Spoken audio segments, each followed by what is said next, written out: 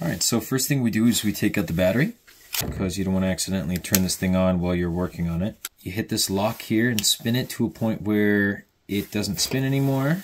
You have to take this guy just to loosen it up.